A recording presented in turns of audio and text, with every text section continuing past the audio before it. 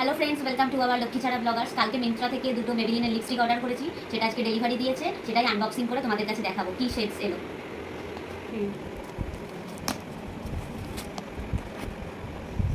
এই দুটো colour order করেছিলাম, এই দুটোই এসছে।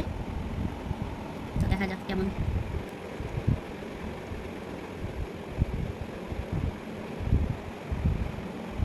সুন্দর গন্ধটা, কালারটাও খুব সুন্দর, এটা বোঝা যাচ্ছে।